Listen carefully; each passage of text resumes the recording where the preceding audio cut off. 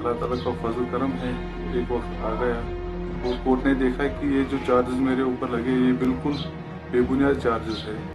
नमस्कार आदाब दोस्तों, हिंद वॉइस में आपका स्वागत है। मैं हूं इकराम। आज की खबर पूरी देखिएगा और लास्ट तक देखिएगा, क्योंकि आज मैं आपको बताने वाला हूं कि किसी के ज़िंदगी के अगर कुछ साल नहीं बहुत सारे साल अगर जेल में बिता दिए जाएं और उसको जेल में रखा जाए और बिना कसूर के रखा जाए, तो सोचिए उस पर क्या बीती होगी।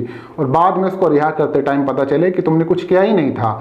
तुम्हारी ज़िंदगी के 4 साल, 12 साल, 10 साल, 15 साल जेल में बीत गए, अपनों से दूर बीत गए और उस बीच तुम्हारे अपने भी गुजर गए, तब आपको कैसा लगेगा? तब आपका हक नहीं बनेगा कि ऐसे सिस्टम पर सवाल नहीं खड़े किया जाए, ऐसी सरकार पर सवाल नहीं खड़े किए जाए कि हमारी ज़िंदगी के इतने महत्वपूर्ण साल जब हम कुछ कर सकते थे, कुछ बन सकते थे, अपनों से दूर हमें रख कर एक जेल में रखा गया और बाद में कहा गया कि आप लोगों को कोई कसूर नहीं है, आप लोग घर जाएं। 2 बड़ी खबरें हैं इसी महीने की, एक कल की है और एक 14 जून की, जब 2 शख्स को जेल से रिहा किया गया है और उनसे कहा गया है कि आप लोगों का कोई कसूर नहीं था। एक ने 4 साल जेल में बिताए और दूसरे ने 12 साल जेल में बिताए। दोनों कहाँ के हैं और क्या इन पर एलिगेशन लगा था, दोनों को मैं आपको बताऊंगा। लेकिन उस पर जाने से पहले मेरी आपसे अपील है कि वीडियो अगर फेसबुक पर देख रहे हैं तो फेसबुक पेज को फॉलो कर सकते हैं और यूट्यूब पर देख रहे हैं तो चैनल को सब्सक्राइब कर सकते हैं। अब चलते हैं इस खबर की तरफ। वैसे तो आप लोग अक्सर सुनते होंगे कि कोई 10 साल 15 साल जेल में गुजार के आया और पता चला कि उसने कुछ किया ही नहीं था, बाइज्जत बरी होकर जेल से आया गया। लेकिन मैं आपको यहाँ पर 2 ताज़ी घटना बताता हूँ जिन पर आपको लगेगा कि हाँ वाकई कुछ ना कुछ कमी है, कानून में बहुत सुधार की जरूरत है। एक शख्स है जिनका नाम है, तो पहले बात करते हैं उस शख्स की जिसकी रिहाई 14 जून को हुई थी। इसी महीने के 14 जून को इनको गिरफ्तार किया गया था, मार्च 2017 में। त्रिपुरा के रहने वाले हैं, नाम है हबीब, उम्र 35 साल। इनकी जब गिरफ्तारी हुई थी, इनको गिरफ्तार किया गया था यूएपीए के तहत। वो कानून जो ज़्यादातर आतंकवादियों के लिए इस्तेमाल होता है और वो आतंकवादियों पर लगाया जाता है। जो लोग राष्ट्रद्रोह में शामिल होते हैं, ज़्यादातर इस तरह की गतिविधियों में शामिल होते हैं जो देश के खिलाफ हैं। जैसे हाल फिलहाल अपने दिल्ली दंगों के दौरान ये कानून ज़्यादातर सुना होगा, बहुत सारे लोगों पर लगाया गया। तो इसके तहत इनकी 2017 में गिरफ्तारी होती है और इनको अगरैरा जेल जो त्रिपुरा में ही है वहाँ पर रखा गया था। लेकिन फिलहाल 4 साल बाद एनआईए को लगा कि इन्होंने कुछ किया नहीं, तो इनको बाइज्जत बरी कर दिया। एक मीडिया संस्थान से इन्होंने बात करते हुए कहा कि मुझ पर झूठा आरोप लगाया था और इस एक केस के लिए जेल में डाल दिया गया था, वो भी 4 साल के लिए।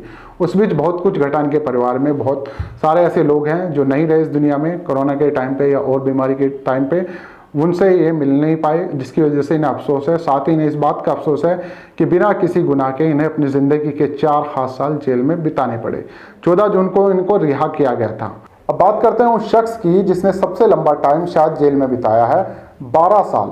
12 साल बाद एक शख्स को गुजरात की एक अदालत ने बरी किया है और बरी करने के बाद अब वो लौटे हैं। उन्होंने एक मीडिया संस्थान से भी बात की है, लेकिन इन 12 सालों में उन्होंने बहुत कुछ खो दिया है। अपने पिता को भी खो दिया है, अपने चाचा को भी खो दिया है। नाम है इनका बशीर अहमद, फिलहाल 44 साल के हैं। श्रीनगर के रहने वाले थे। 2010 में काम से वर्कशॉप का कोई काम था, उसके चलते इन्हें अहमदाबाद जाना था। अहमदाबाद गए, वहाँ एटीएस ने इन्हें गिरफ्तार कर लिया।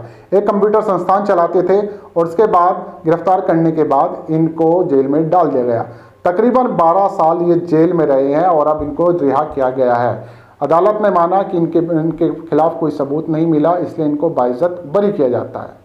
12 साल एक शख्स ने अपनी ज़िंदगी के बिताए हों, क्या कुछ नहीं उसने खोया। अपने चाचा को खो दिया, अपने फादर को खो दिया और देखिए पढ़ने की लगन, कई सारे सब्जेक्ट में जेल के अंदर रहते हुए पोस्ट ग्रेजुएशन भी किया है, जिसमें राजनीति विज्ञान है, लोक प्रशासन है और बौद्धिक समुदाय, इनमें इन्होंने पोस्ट ग्रेजुएशन भी किया। एक शख्स जो ज़िंदगी में कुछ बन सकता था, कुछ कर सकता था, 32 साल की उम्र में उसे जेल में डाल दिया जाता है और उसके ज़िंदगी के 12 साल वहीं ख़राब हो जाते हैं। बाहर निकलने के बाद भी उन्होंने सिर्फ ये कहा कि मैं शुक्र करता हूँ, अदालत का भी शुक्रिया अदा करता हूँ कि मैं बाइज्जत बरी हुआ हूँ और अब मुझे अपनी ज़िंदगी के जो साल बचे हैं उसमें फिर से कुछ करना है, मुझे टीचर बनना है और मैं टीचर बनूंगा। लेकिन आप सोचिए 12 साल कौन लौटाएगा बशीर अहमद के? बशीर अहमद ने 12 साल ज़िंदगी में ऐसे ही बिता दिए। कुछ करना था उसे ज़िंदगी में, लेकिन कहाँ बिताए 12 साल? एक काल कोठरी के अंदर। और जब बाहर आया तो तब भी वो शुक्र अदा कर रहा है, देश के कानून पर भरोसा है। लेकिन इतना लंबा टाइम न्याय के लिए, वो भी जब आपने कुछ किया ही नहीं। तो ये 2 उदाहरण है आज के टाइम पे। अगर सही तरीके से इन्वेस्टिगेशन किया जाए तो कोई मजलूम जेल से जाने से बच सकता है, उसकी ज़िंदगी खराब नहीं हो सकती। एक कहावत है ना कि 100 गुनाहगार भले छूट जाए लेकिन एक बेगुनाह को सज़ा नहीं होनी चाहिए। लेकिन यहाँ पे 2 मजलूम, एक 4 साल एक 12 साल इसी महीने जेल की सज़ा काट के आए हैं। इससे पहले भी आप लोगों को याद होगा कि तकरीबन 30-35 लोगों को जो गुजरात के ही थे, वो सिमी का संगठन का उन पर आरोप था, उनको भी बाइज्जत बरी किया गया था। तमाम इस तरह की चीज़ें जब हमारे सामने आती हैं तब हमें लगता है कि प्रशासन किस तरह से काम कर रहा था कि आम लोगों के जो ज़िंदगी में जिन्हें कुछ करना था उनके ज़िंदगी के अहम साल जेल में बिताए जा रहे हैं। आप लोग क्या कहना है नीचे कमेंट कर सकते हैं। इस खबर को ज़्यादा से ज़्यादा शेयर कर सकते हैं। दोस्तों मिलते हैं फिर किसी और एपिसोड में।